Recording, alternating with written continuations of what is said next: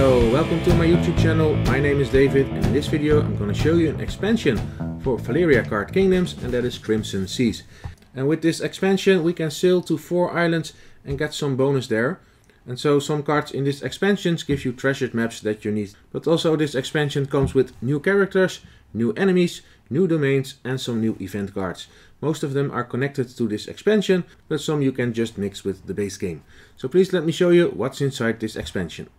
Of course, in the box are the dividers so you can arrange the cards. And there's this island board containing 4 different islands where we can sail to. And you put this on the top of the play area. But as you can see, there's also a playmat available that has the location on it. And this playmat is double-sided. On the other side we have the playmat for the Darksworn expansion. Besides your 2 regular starting characters, all players will get a 3rd starting character, being the Coxswain. And this card will provide you with treasure maps, and you need these to sail to one of the islands. And this card is activated when none of your citizens are activated or if the dice are doubles. When it's your turn, you get to collect 2 of the same resources plus 1 of those treasure maps. If it's not your turn, you can choose to pick either 2 the same resources or 1 treasure map. And this card can activate only once per turn, even if for you both conditions are met. So that's your new starter character card. Also there's a new rule. Anytime the active player throws a 6 with the die, that player has to place 1 resource of his choice on the 3rd island, being the Execrates. But that's only for the active player. Whenever you throw 1 or 2 6s, you have to put 1 or 2 resources on that island. So let's go to the islands. So now in this game there's a new action you can take. If you discard 1 treasure map token, you can sail to one of the 4 islands and take some actions there. Let's start with the one to the left, where we're going to do some set collection. There are 4 different types of goods you can collect up here. You mix them all together. There are 6 goods of every type. You mix them all together and you put 3 face up down on this place. All other goods are put face down, so you don't know what is coming. And when you sail to this island, you can pick up 1, 2 or even 3 of those goods, only the ones available. This one will cost you 2 gold, this one 4 gold, and the top one you can buy for 6 gold.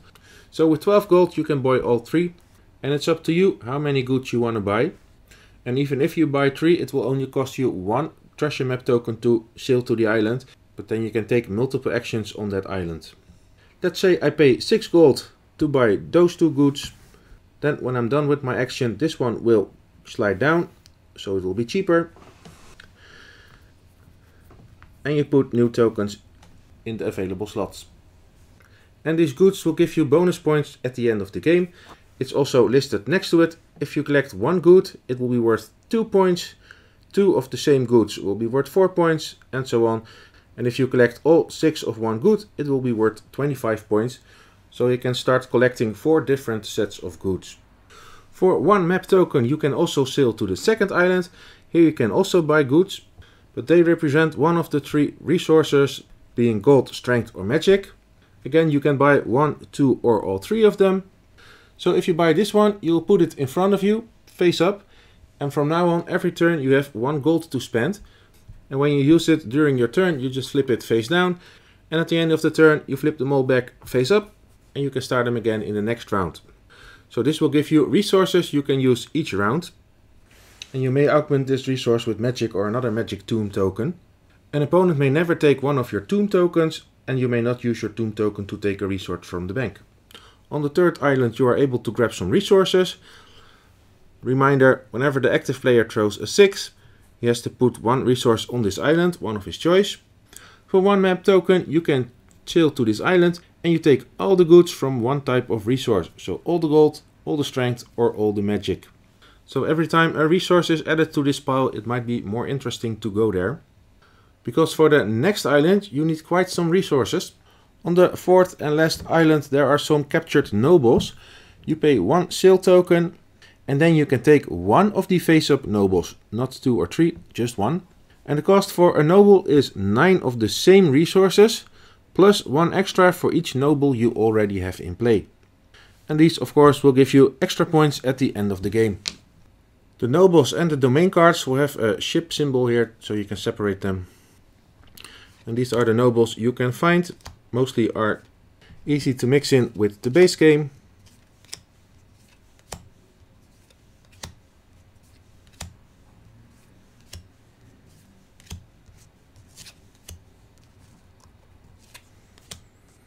Only this noble is specific for this expansion, because he will give you 1 extra point for each of the good tokens you have collected at the end of the game. Also in the game, 10 new characters you can pick. Most of them have the sailor team, so it's nice to play them with this expansion. But only 3 of them are specific for this expansion. If the active player throws a 1, he can choose either 2 magic or 1 treasure token. With this engineer, the active player after throwing a 2 can choose to take 2 gold, 2 strength or 1 treasure token. And also number 7 will give the active player the choice either 4 gold or 2 of those map tokens.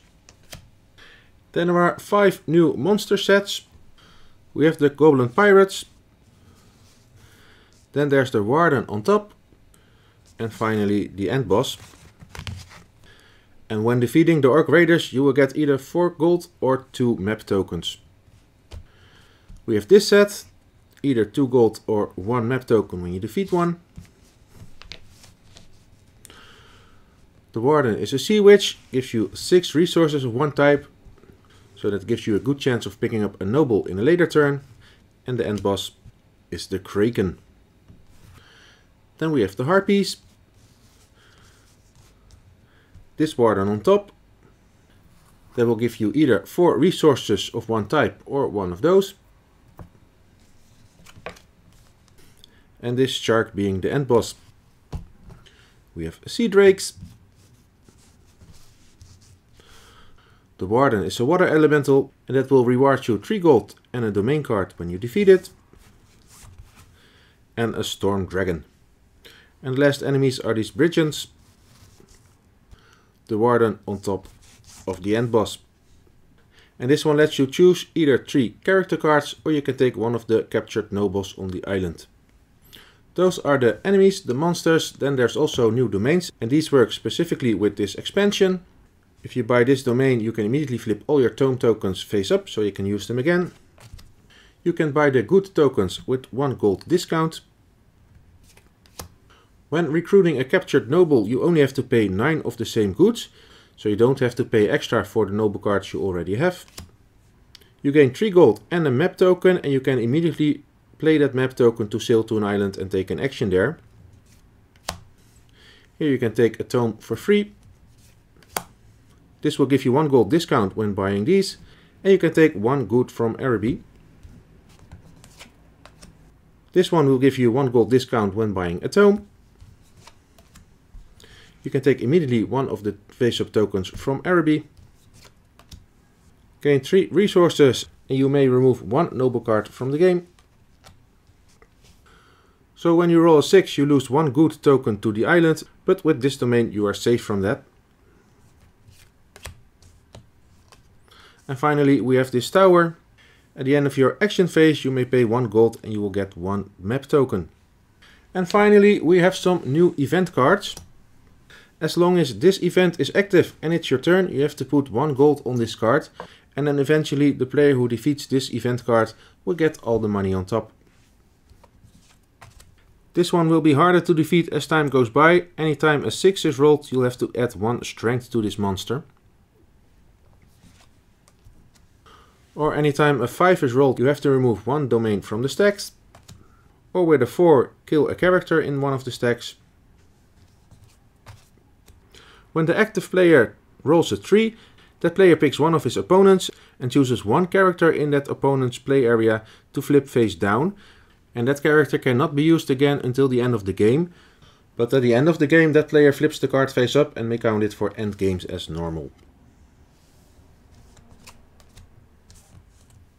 And the last one is a pirate blockade. As long as this event is active, you are not allowed to recruit characters.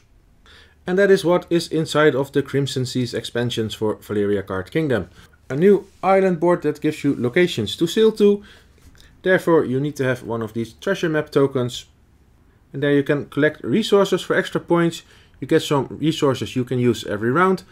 Or simply collect a pile of resources Or you can try to free some collected nobles for extra points at the end of the game.